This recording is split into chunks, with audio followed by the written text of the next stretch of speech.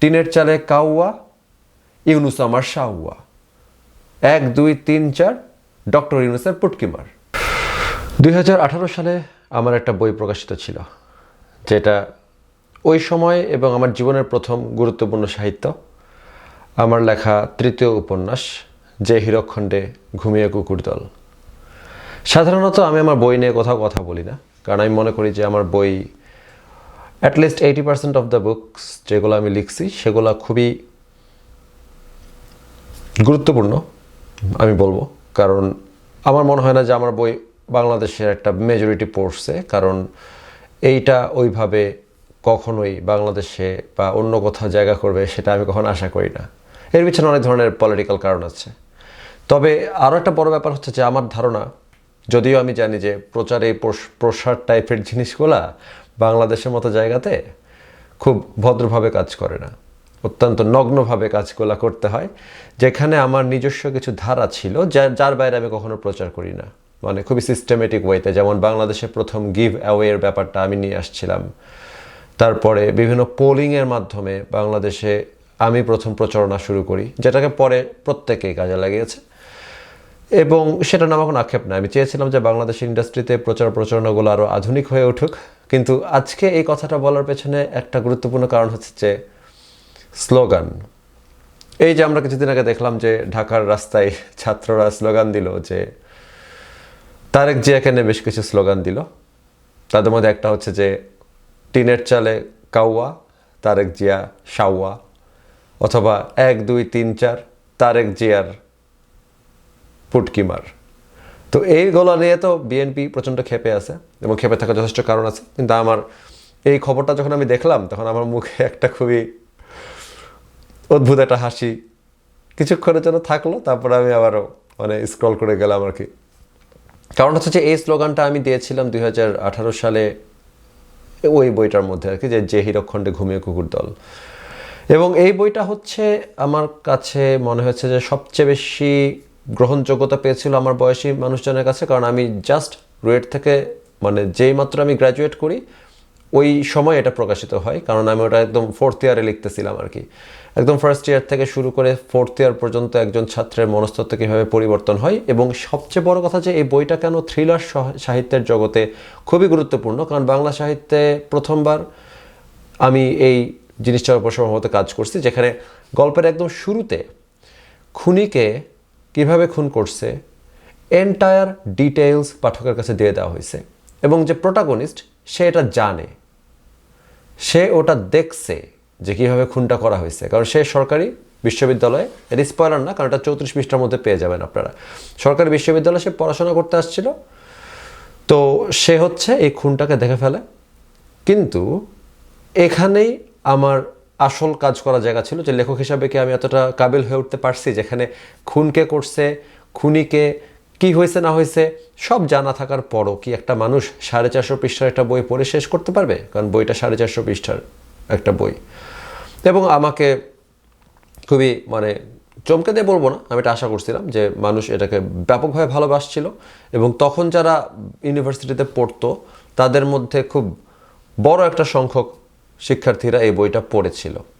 এবং আমাকে প্রচুর পরিমাণে ইমেল পাইতে হতো শুধুমাত্র এই বইটার কারণে, যে মানে এটা কীরকমভাবে একেবারে এত ক্লোজ টু রিয়েলিটি। এবং সবচেয়ে বড় কথা যে আমাকে জিজ্ঞাসা করতো যে ভাই আপনার সাহস তো কম না, আপনি এই জিনিস লিখছেন।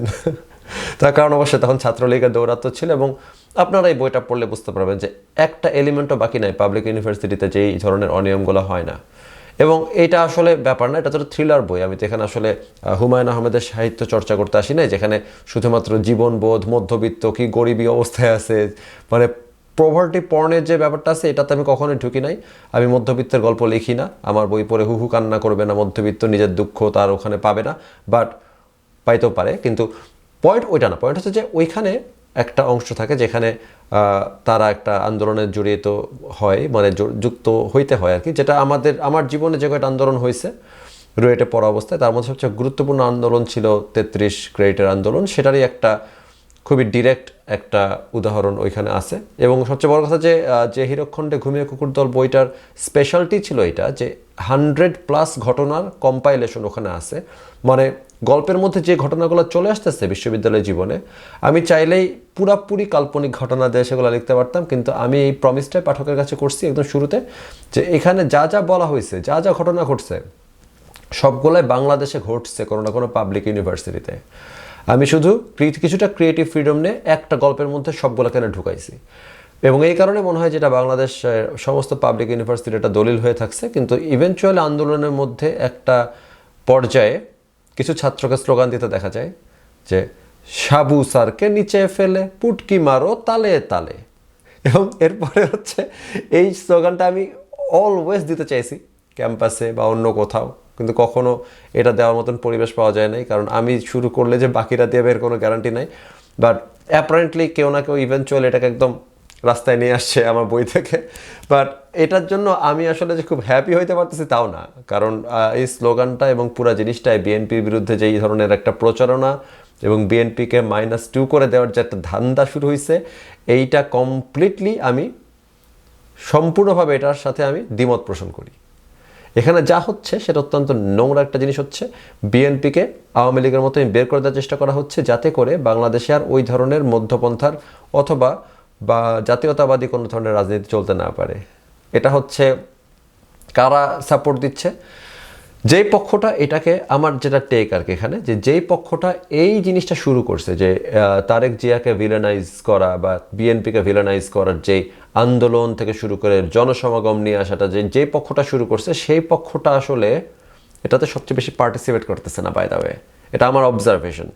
তো দেখবেন যে একটা পক্ষ আছে যে চায় যে বিএনপিকে এখন চাপাই দিতে, কিন্তু ম্যাসিভ অ্যামাউন্ট মানুষ সাপ্লাই দিচ্ছে বা অনেক মানুষ চলে আসতেছে যারা, তারা হচ্ছে আবার ইসলামিক লোকজন। তারা কিন্তু এটাকে মানে বানাইছে বলে আমার মনে হয় না। তারা যোগ দিচ্ছে কারণ তারা চায় যে বাংলাদেশে আওয়ামী লীগ যেহেতু নাই, ধানের শীষকে কোনো মধ্যে সরাই দিতে পারলে তারা পুরাপুরি শরিয়ার পথে আগায় যেতে পারবে আর কি। সো এটা তাদের উদ্দেশ্য, এবং এটা তারা এর আগেও করছে, লাফাই ঝাপাই পড়ছে। কিন্তু এটাতে আমি খুব একটা বিএনপির জন্য খুব আশঙ্কাজনক কিছু দেখতে পাচ্ছি না একটা কারণে, সেটা হচ্ছে যে এখানে আসলে জনগণের কোনো পার্টিসিপেশন নাই। আপনাকে একটা খুব সহজ উদাহরণ দিয়ে বলি যে কেন এটা খুব গুরুত্বপূর্ণ। ধরেন আওয়ামী লীগ অনেকগুলো আন্দোলন করতো, অনেক মিছিল নামাইতো রাস্তার মধ্যে, এবং আওয়ামী লীগের আমলে আওয়ামী লীগের বিরুদ্ধে অনেক মিছিল রাস্তায় নামানোর চেষ্টা করা হইতো। এই দুই ধরনের মিছিল, আওয়ামী লীগের পক্ষের এবং বিপক্ষের, দুইটার কোনোটারই জনগণের কোনো সম্পৃক্ততা ছিল না। এই কারণে আওয়ামী লীগ এত আকাম কুকাম করার পরও 24 সালের আগে আওয়ামী লীগের পতন হওয়ার কোনো দূরতম সম্ভাবনাও কোনো ধরনের আন্দোলনে, কোনো ধরনের মিছিলে দেখা যায় নাই।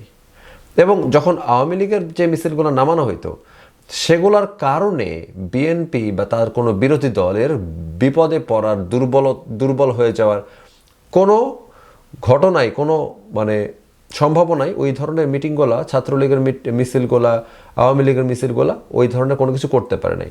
আওয়ামী লীগ যেটা করছে, তার বিরোধী দলকে সে একেবারে সরকারি শক্তিতে দমন করছে। রাস্তায় মানুষ মিছিল করে গেছে, তাই জনগণ বিএনপির বিরুদ্ধে বিরক্ত হয়ে বিএনপিকে সাইজ করতে মানে সবাই পারমিশন দিচ্ছে। জিনিসটা এরকম ছিল না। আমার পয়েন্ট হচ্ছে যে রাস্তাতে আন্দোলন করে চিল্লাফাল্লা করে একমাত্র তখনই কাজে দেয় যখন বাংলাদেশের সর্বস্তরের লোকজন সেই রাস্তাতে নামে, যেটা আওয়ামী লীগের আমলে ছাত্রলীগের মিছিলেও নামে নাই, আওয়ামী লীগের মিছিলেও নামে নাই, আবারও আওয়ামী লীগের আমলে বিএনপির মিছিলেও সর্বস্তরের লোকজন নামে নাই। যে কারণে আওয়ামী লীগের মিছিল বিএনপি কোনো ক্ষতি করতে পারে নাই, বিএনপির মিছিলও আওয়ামী লীগের কোনো ক্ষতি করতে পারে নাই। আওয়ামী লীগ বিএনপির ক্ষতি করছে পুলিশ দিয়ে, ডান্ডা দিয়ে, আয়নাঘর করে, ক্রস ফায়ার করে, কিন্তু জনগণ দিয়ে হয় না কিন্তু এগুলা। তাহলে কিন্তু আওয়ামী লীগের আর ক্রস ফায়ারের দরকার হইতো না। জনগণকে রাস্তাতে মিছিল নামায় কয়েকটা স্লোগান দিয়েই জনগণকে বিএনপির বিরুদ্ধে খেপায় তুলতে পারতো।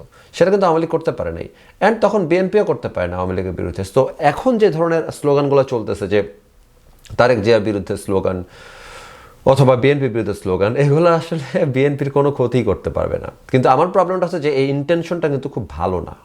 এই যে আপনি একটা ইন্টেনশন দেখাচ্ছেন, অনেকের চেহারা প্রকাশিত হয়ে গেছে, তারা চায় যে বিএনপিকে মাইনাস করে দিতে হবে।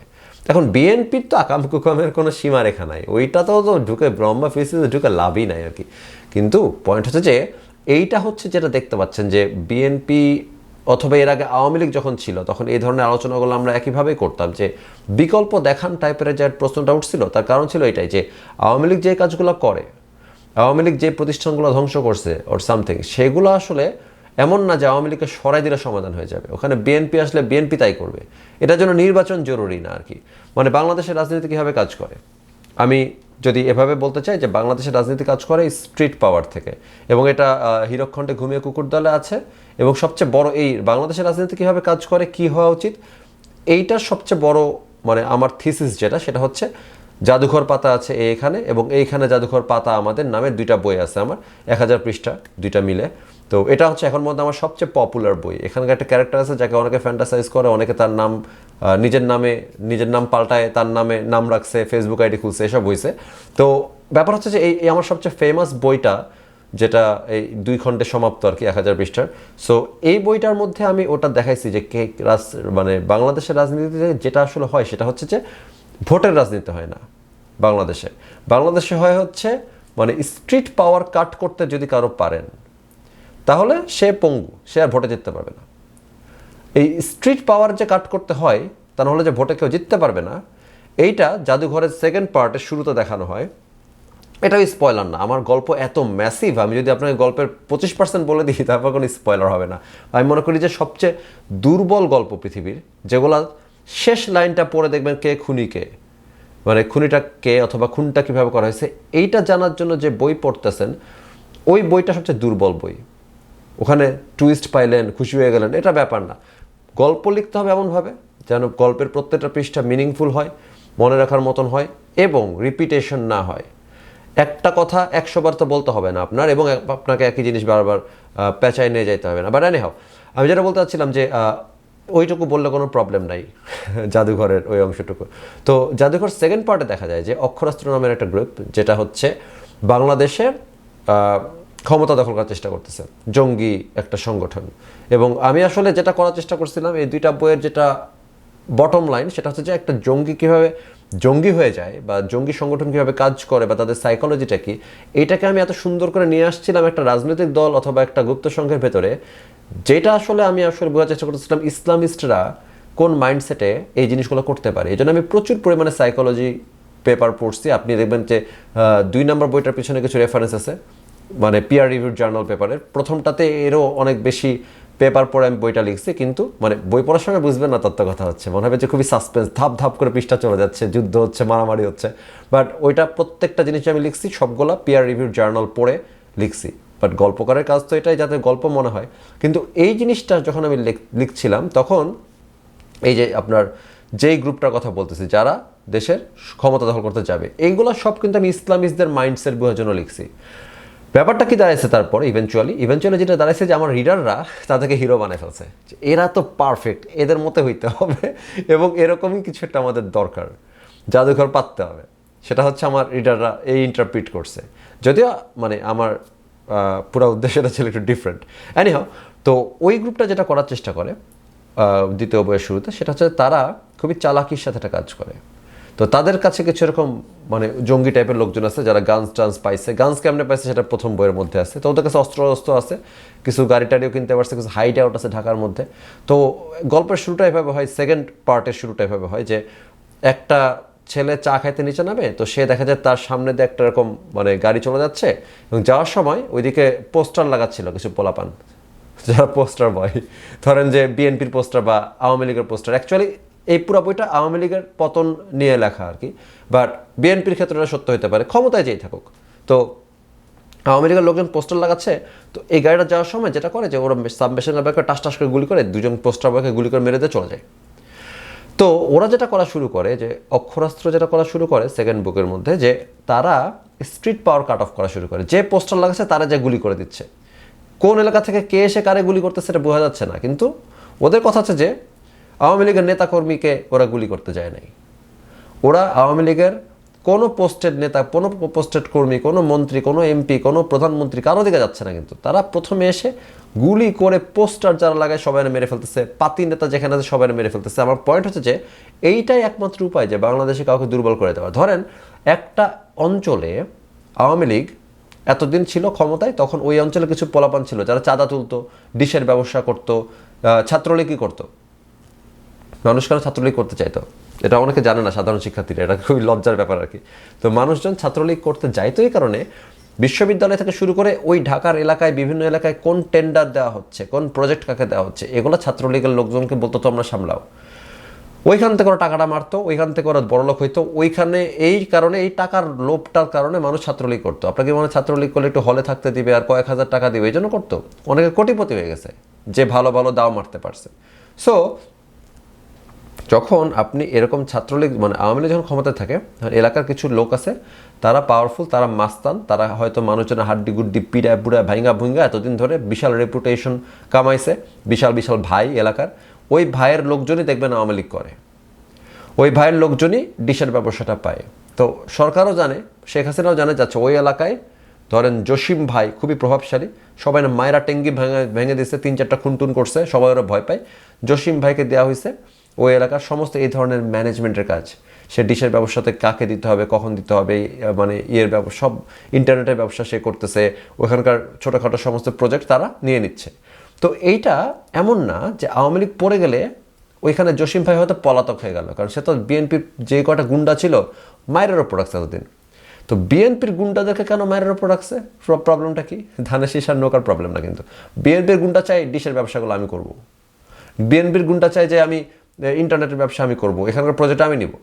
তো যদি যেই কারণে যেই মাত্র শেখ হাসিনা পড়ে গেছে, জসিম ভাই তো এলাকা ত্যাগ করছে, কারণ জসিম ভাই মনে করেন বাদল ভাইয়ের পোলাপানকে যে পরিমাণ প্যারা দিছে, বাদল ভাই 2টা পোলারে বেড়ি বাঁধে গুলি করে মায়েরা ফেলছে, তো বাদল ভাই আসবে না এখন? এখন তার পুলিশ নাই, থানা নাই আশেপাশে, বাদল ভাই আসছে। বাদল ভাই কি নির্যাতিত মাজলুম? বাদল ভাই তো মাজলুম না, বাদল ভাই হচ্ছে আরেক মাস্তান। এবং বাদল ভাইয়ের সময় যখন বিএনপি ছিল, বাদল ভাই এই জসিম ভাইয়ের পোলাপান্ডের গুলি করে বেড়ে বেঁধে মায়েরা রাখতো। সো যেই মাত্র জসিম ভাই বিদায় হয়েছে, বাদল ভাই আয়সা ওই একই ব্যবসা শুরু করছে। তো এইখানে এটার সাথে, এই জিনিসটার সাথে আওয়ামী লীগ আর বিএনপির রাজনীতির কোনো সম্পর্ক নাই। বাই দ্য ওয়ে, বিএনপির আমলে অনেক খুন হইতে পারে, অনেক ক্যাডার, বিএনপির ক্যাডাররা এখানে গুলি করে ওখানে গলা কেটে মানুষ মেরে ফেলতে পারে, কিন্তু এর সাথে বিএনপির রাজনীতির কোনো সম্পর্ক নাই, আওয়ামী লীগের রাজনীতির কোনো সম্পর্ক নাই। এটা হচ্ছে স্ট্রিট পাওয়ার, যাদেরকে ব্যবহার করে আপনাকে রাজনীতি করতে হবে। এখন যদি আমি কেপির একটা দল খুলি, তাহলে আমার দলে বা যেটা অক্ষরাস্ত্র যেটা করতেছিল বইয়ের মধ্যে, অক্ষরাস্ত্রের দলের মধ্যে কি করতেছে, এই যে মেশিন গান নিয়ে এসে গুলি করে মেরে দিয়ে গেল না পোস্টার বইগুলোকে, এরা কে? PhD holder? এরা তো পিএইচডি হোল্ডার না, এরা হচ্ছে অক্ষরাস্ত্রের মাস্তান, যে হচ্ছে ওদেরকে গুলি করতে পারবে। সো ইভেনচুয়ালি যখন আপনি ক্ষমতা শীর্ষে যাবেন, আপনারও মাস্তান থাকবে রাস্তায়, রাস্তায় আপনার মাস্তান বাকিদেরকে গুলি করবে, বাকিদেরকে ভয় দেখাবে, পছন্দ না হলে পাথর মেরে মানুষ মেরে ফেলবে। এই যে যারা পাথর মেরে মানুষ মেরে ফেলতেছে, এর সাথে রাজনীতির কোনো সম্পর্ক নাই। সে ওই এলাকার বিশাল হেডা, সে ওই এলাকাতে মানুষের পিটায় ছাড়খাড় করে দিবে, দরকার হলে খুন করে ফেলবে, সে যা চায় তাই করতে চাইছে ওখানে। সে একটা মাস্তান, সে একজন ক্রিমিনাল, সে একজন মানে সে একটা মাফিয়া ওখানকার। এরকম হাজার হাজার মাফিয়া সারা দেশের মধ্যে আছে। কিছু মাফিয়া বিএনপির আমলে ডাক পাইছে যাতে আওয়ামী লীগের ওই মাফিয়ারে সাইজ করা যায়, কিছু মাফিয়া আওয়ামী লীগের আমলে ডাক পাইছে। এখন যদি কোনো কারণে জামাতের মাফিয়াদেরকে একটু সুযোগ দেন, ওরাও মনে করেন যে বাদল ভাইকেও খেয়ে দিবে। সো এইখানে আসলে পুরো জিনিসটার মধ্যে বিএনপিকে মাইনাস করা না করার কোনো সম্পর্ক নেই। এই জিনিসটা বিশেষ করে যখন বিএনপি ক্ষমতার বাইরে, আওয়ামী লীগের সাথে ব্যাপারটা কী দাঁড়াচ্ছিল যে আওয়ামী লীগ বাংলাদেশের মানুষের টাকা পয়সার ট্যাক্সের টাকা দিয়ে ব্যবহার করা পুলিশ এবং প্রশাসনকে কাজে লাগায় ছাত্রলীগের মাথার মধ্যে হেলমেটটা পরাইছে। এখানে একটা পাবলিক মানে একটা ইন্টারেস্টের সাথে একটা কনফ্লিক্ট লাগছে। যদি এমন হয়তো আওয়ামী লীগ বিরোধী দল এবং ছাত্রলীগকে নিজের গাটের পয়সা দিয়ে হেলমেট কিনে পরাচ্ছে এবং পুলিশ টুলিশ নাই, তাহলে মানুষ আওয়ামী লীগের বিরুদ্ধে ততটুকুই খ্যাপা থাকতো যতটুকু এখন বিএনপির ওপর খ্যাপা। অ্যান্ড আমি এতটুকু বলে রাখতে পারি, এতটুকু রাগ দিয়ে সমস্ত স্তরের মানুষ রাস্তায় নেমে এসে একটা দলকে ফেলে দিবে তা না। কারণ আমি যে কথাগুলো এইমাত্র বললাম, বাংলাদেশের প্রত্যেকটা মানুষ এটা বুঝে, বিশাল বিশাল কোনো জ্ঞানের কথা বলি না এখানে আমি, প্রত্যেকটা মানুষ এই জিনিসটা জানে। এই জন্য কেউই এইসব জিনিসগুলোকে এতটা সিরিয়াসলি নেয় না যতটা সিরিয়াসলি বাংলাদেশ 2024 সালের জুলাই আগস্টে আওয়ামী লীগের সরকারের বিরুদ্ধে নামছিল। এটা জীবনেও নামবে না। এবং যদি এটা এখন আওয়ামী লীগের লোকজন করে, হেলমেট টেলমেট পরে যদি তারা মারামারি করে, ফাটাফাটি করে, মানুষ মেরে ফেলে পাথর দিয়ে, তাও লোকজন নামবে না। শুধু যে ভয়ের জন্য নামবে না তা না, তারা জানে এটা একটা সিস্টেমের ফল্ট, তারা জানে এটা একটা রাষ্ট্রীয় ফল্ট না। এবং রাষ্ট্রীয় ফল্ট ব্যর্থতার জায়গা তো আছেই। সেখানে আমার শেষ কথাটা এখানে দ্রুত বলে ফেলি যে বাংলাদেশের এখনকার সবচেয়ে বড় ব্যর্থতা কী হলো এই ঘটনা থেকে? এনসিপির লোকজন, সরকারের লোকজন মাঠে লোক মোবিলাইজ করে তারেক জিয়ার পুটকি মারার স্লোগান দেওয়ালো। অথচ এইখানে পুরো ব্যর্থতা হচ্ছে সরকারের। এই পুরো সিস্টেমেটিক ইস্যুটা যেই প্রবলেমটা পাবলিকের গায়ে লাগার কথা, সেটা হচ্ছে যে সরকার কেন এতগুলো ঘটনা ঘটছে, চাঁদাবাজি হয়েছে, প্রতিদিন 11টা করে খুন হচ্ছে, সেখানে সরকার কেন কোনো দৃশ্যমান ব্যবস্থা এখনো নিতে পারে না? এবং সবাইকে বলছে যে কোথাও যে বলছে প্রেশার গ্রুপ কাজ করতেছে, কোথাও যে বলতেছে বিএনপিরা চেষ্টা করে যাচ্ছে, সরকার কেন এখনো দৃশ্যমান কোনো ব্যবস্থা নিতে পারে নাই? এবং কেন এত দ্রুত, মানে এত দিন চলে যাওয়ার পরও একটা মানুষ মেরে ফেললে বা একটা ধরনের ক্রাইম হলে, ভাইরাল না হইলে সরকারের পাছা কেন নড়ে না, ইত্যাদি প্রশ্নগুলোর কারণে ওই জায়গাতেই স্লোগান হওয়ার কথা ছিল, ওই জায়গাতেই মিছিল হওয়ার কথা ছিল। এবং মিছিলটা হওয়ার কথা ছিল এরকম: টিনের চালে কাউয়া, ইউনুস আমার শাহুয়া, 1 2 3 4 ডক্টর ইউনুসের পুটকিমার। সেটা না হয় তারেক জিয়ার হয়ে গেল কেন? এই সুন্দর প্রশ্নটাই আমি আপনাদের কাছে রাখতে চাই এবং কথা আর বাড়াতে চাই না। আজকের মতন বিদায়।